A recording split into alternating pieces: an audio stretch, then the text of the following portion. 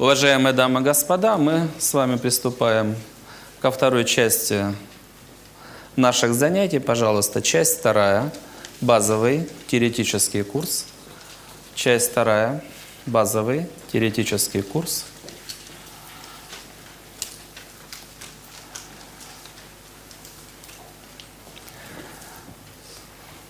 Цикл первый. Теория сознания. Цикл первый. Теория сознания.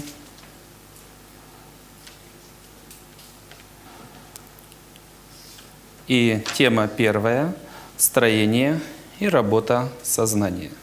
Тема первая. Строение и работа сознания.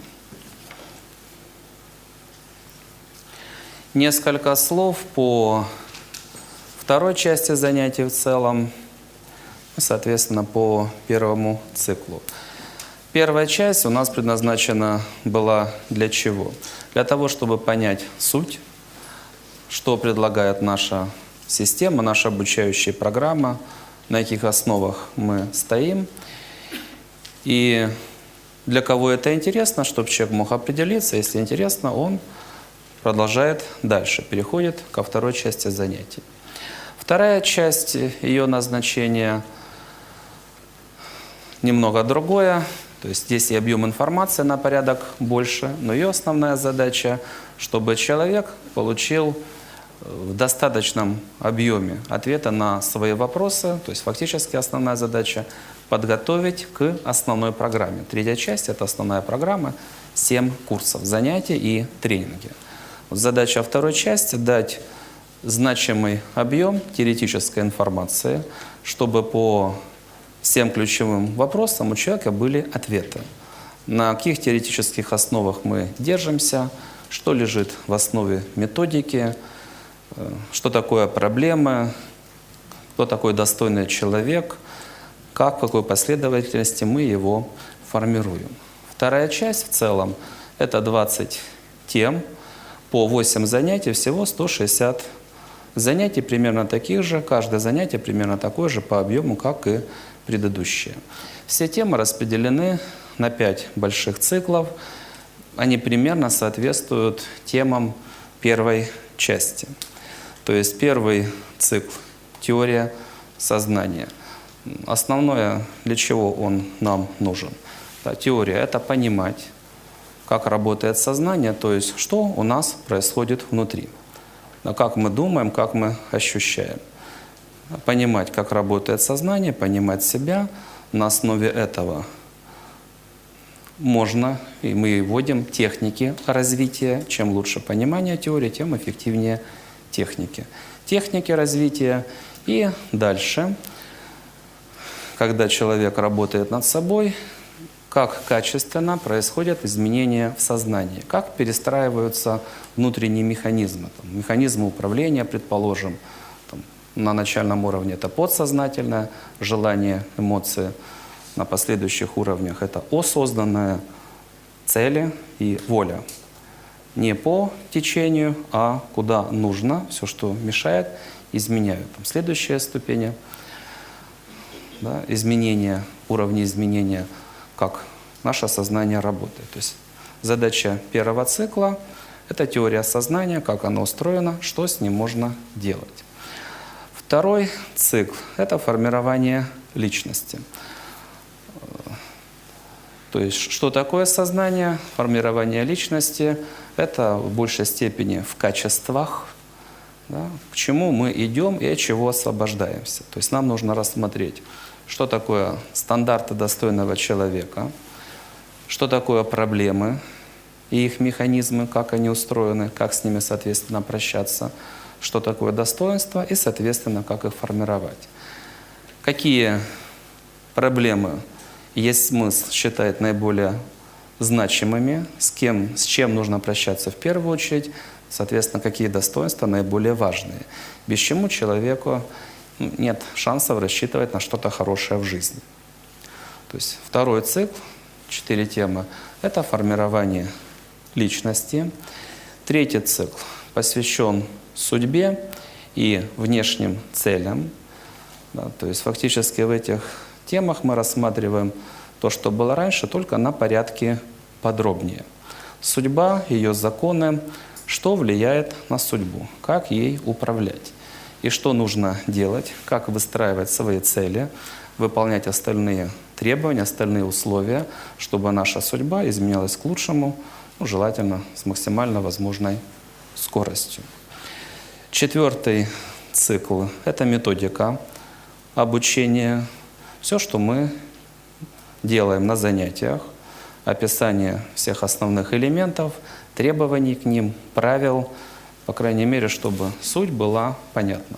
Наработка навыков, разумеется, на самих занятиях непосредственно. И заключительный цикл, пятый, это все остальные вопросы. Это этапы роста, то есть как человек, начиная с первых шагов, шаг за шагом поднимается выше, выше, выше, и где там предел совершенства, это что? Оценки, они также вводятся поэтапно, по каким оценкам можно будет фиксировать свои результаты, какие результаты нам нужны и на каком курсе. И по организации все правила, все, что нужно знать об обучающих программах и о нашей системе. Это в двух словах по данному циклу. То есть основная задача, чтобы у человека в сознании была исчерпывающая картина, что предстоит делать дальше, как оно работает, чтобы человек мог спокойно понимать и принимать все необходимые решения.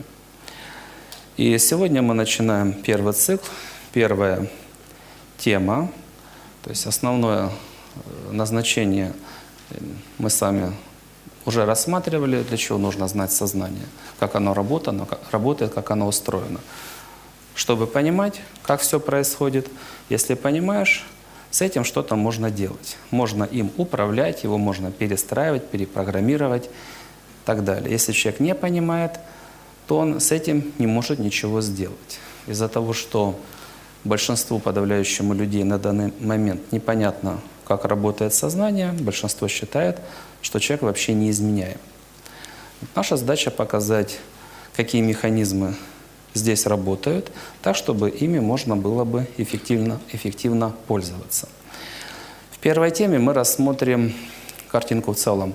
Мы сами проходили, мы рассмотрим более подробно некоторые ключевые составляющие сознания, как они устроены, для чего нам это нужно, да, каким требованиям нужно соответствовать, чтобы вот все элементы сознания работали у нас хорошо и были источником силы, а не наоборот. Вот, по крайней мере, это управляющие элементы, интеллект, центр восприятия, воля, что такое память, как она работает, что нужно, чтобы она работала, а не тормозила, не сбоила. Да, это там другие элементы. И сегодня то, с чего мы с вами начинаем, это носители информации. Пожалуйста, занятие первое. Занятие первое. Носители информации в сознании. Занятие первое. Носители информации в сознании. Хорошо. Итак, по первому занятию носители информации в сознании. Мы с вами рассмотрели в целом, из чего состоит сознание. Да, это основные части, там, сознание основное, там, подсознание, сверхсознание. Да, каждый из них состоит из своих центров. Ключевые элементы, которые отвечают за работу с информацией внутри центров, это мыслительные структуры, память и блоки управления. И вот то, на чем они работают, это носители информации. Мысли, память и ощущения. Надеюсь, вы это помните. Основное, что нам сегодня нужно рассмотреть, если на соответствующем занятии у нас была одна строка, да, носителям информации посвящена, то сегодня нам нужно рассмотреть это. Первое, на порядок подробнее. Второе, нам нужно рассмотреть, как эти понятия взаимосвязаны. Третье, нам нужно рассмотреть, ключевые требования, что нужно, чтобы оно у нас в сознании работало. Потому что, ну, предположим, если человек слушает, но не принимает решения, или там прочитал 1000 книг, но не принял решения, вся эта информация будет где? В памяти. Она не сформирует ни мыслительных структур, она даже в интеллекте не отложится. Это будет напоминание, что я об этом знаю. Да? При необходимости можно вспомнить, но это не будет информация, которая предопределяет решение, там, волю человека, убеждения, цели. Это будет просто информация в памяти. Это нужно понимать. Если человек не принимает решений, эта информация, в принципе, она не является рабочей. Есть огромное число людей, которые там, сотни тренингов прошли в интернет. Каким были, такими остались. Но разве что сформировали множество противоречий. А если эта еще информация не четко сформулирована, это вообще кошмар. Интеллект говорит, я не понял, а дверь закрыли, дальше никто не собирается разговаривать. Да, человек не собирается вносить уточнения, чтобы интеллекту или сознанию было понятно. Что-то, ну, грубо говоря, пробормотал человек, да, его формулировки нечеткие, образы размытые, с этим работать нельзя, это туман, пена. Ну, и что с этим делать? Ничего с этим не сделаешь. Место занято, а информация это работать не будет. Да, поэтому, по крайней мере, необходимо понимать, что ключевые требования к любой информации, как бы там она ни называлась, это должна быть четкость, понятно, о чем речь. Да, и выбор. То есть человек вложил усилия воли, вот я это выбираю, это правильно. Я на основе этого там, принимаю решение, думаю, ну, что-то. Человек определился, это правильно, это важно. Тогда это начинает как-то работать. Как именно, это уже остальные решения. Но когда у человека нет вообще никакого решения, эта информация, она не изменяет сознание, она просто записывается в память. Вот точно так же, как человек смотрит по сторонам, там 25 кадров в секунду или там 50. Фото, фото, фото, фото, фото. Вот точно так же книга сфотографировалась, тренинг сфотографировался, он не изменил человека. Это желательно понимать, потому что пользу приносят человеку только те программы или те образы или что-либо еще, где есть конкретное решение. Мне это важно, я применяю это вот так. Тогда это работает. Если такого решения нет, это все в памяти.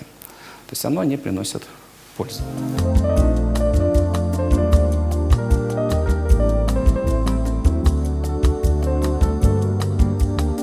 Михаил Юрьевич, большая благодарность за сегодняшнее занятие. Непростое занятие было, улетал, прилетал. Но я понял, что интеллект это не только то, что меряется там IQ или еще как-то. Это та штука, которая тренируется, нарабатывается, как и все остальное. И вот думал, ну с логикой наверняка у меня сегодня все будет хорошо. По оценкам, конечно, работать и еще раз работать. Поэтому большая вам благодарность за то, что вы нас встряхиваете, даете команду. Давайте, сражайтесь вперед. Спасибо. Спасибо. Все. Михаил Юрьевич, огромная благодарность за сегодняшнее занятие. Первое, хочется сказать, что тем людям, которые будут учиться в ДОСе, очень повезло, потому что реально, ну, фактически они почти новобранцы будут, те, кто будут начинать, но та вот глубина понимания вот интеллекта, который вы даете, это большой подарок. Второе, хочу очень поблагодарить от нашего всего круга за ту добивку, которая сегодня была после перерыва, потому что реально, вот как мы знаем, именно усилия воли помогают знаниям, куда нужно попасть, во все сознание. Спасибо огромное. И третье, мне вчера посчастливилось, так сказать, присутствовать, ну, короче говоря, вчера было занятие на старших курсах по ДОСу, оно было в интернет-режиме.